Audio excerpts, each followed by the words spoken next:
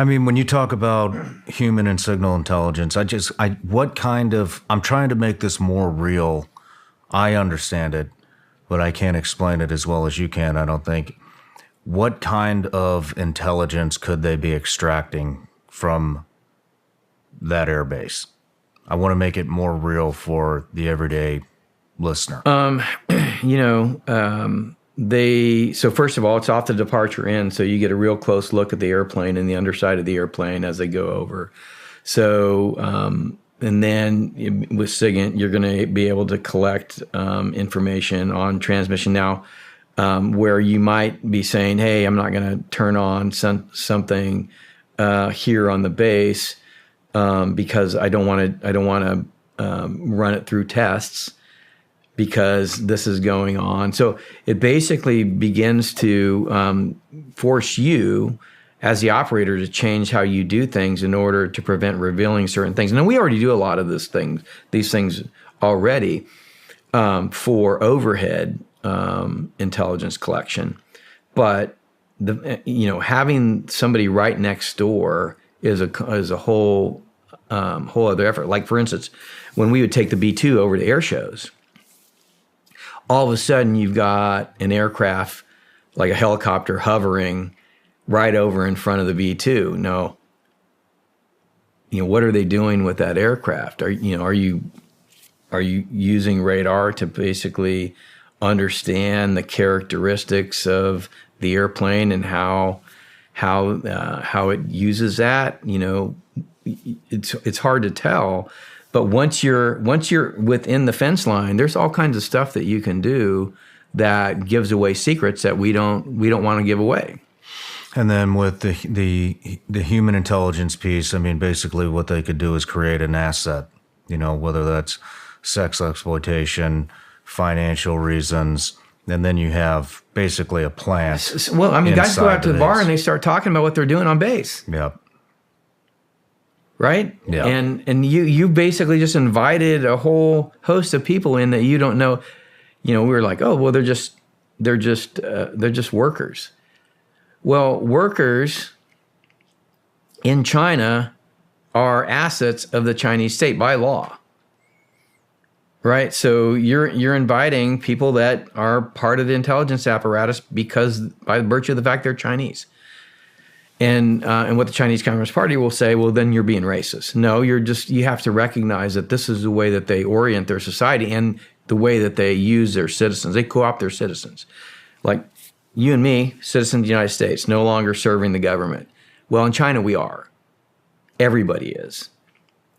And if you don't, then you find yourself, in a bad space with the government. So you just have to understand that this is the way that their society is arranged, and this is the expectation. I think this particular conversation is very relevant after the article that I saw you post on your X account, where Trump was talking about being friends with Xi Jinping and allowing him to open car manufacturing plants within the United States. And the argument seemed to be, oh, well, this is going to bring American jobs in. But from what I understand, what the article said, according to the article, is that China has more industrial robots than anyone else in the world, which means there would be little to possibly no jobs for American workers as the robots take over basically the blue-collar jobs. On top of that, that also affects the chip war going on in Taiwan, but now we have the espionage piece as well. And so if you could go into kind of your thoughts on that.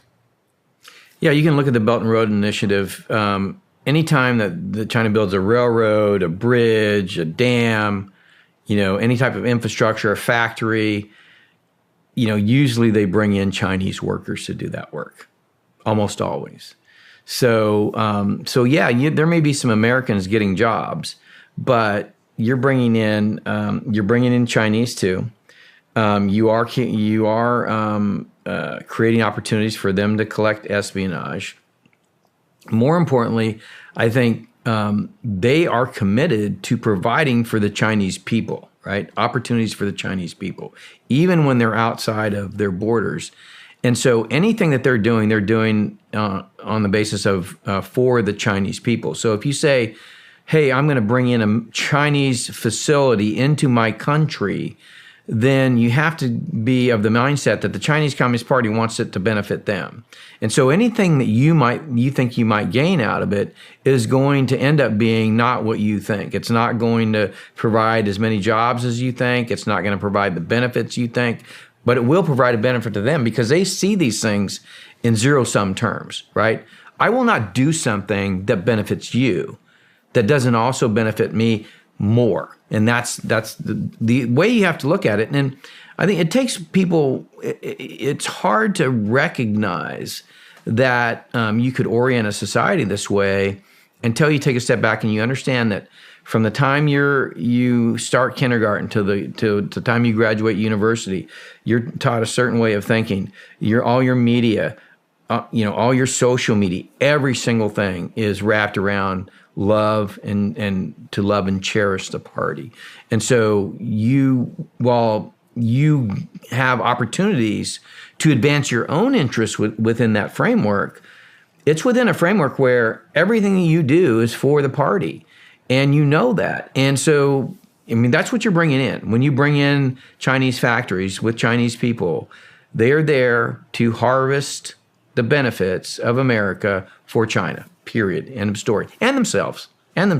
You have to add that in there because that's how they're able to be so creative in the way they do it. Because at the end of the day, the party doesn't tell them how to do it. They just tell them it's okay to do it, and I'll give you some resources to do it, but you guys have to figure out how to do it. If you make a profit on it, great. Great for you, great for me. And this is Huawei, right? Our model is different, right? We have the National Security Agency. National Security Agency, your tax dollar goes to the government creates an NSA, NSA goes out and tries to figure out how to listen to things, right? Mm-hmm.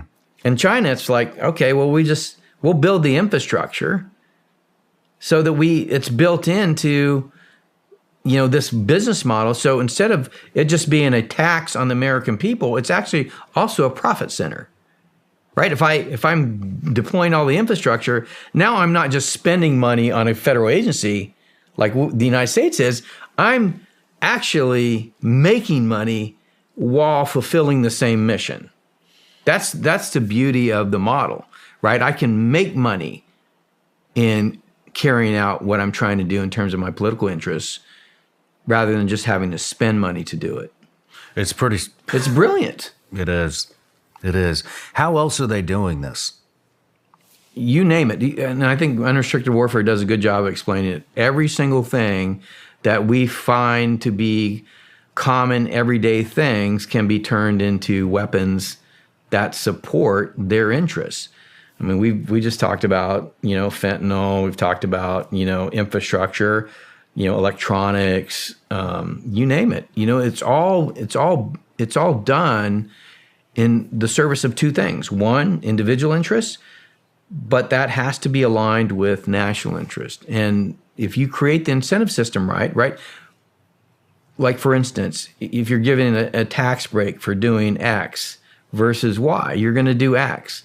And so, or if you're given more loans to do X versus Y, you're going to do X.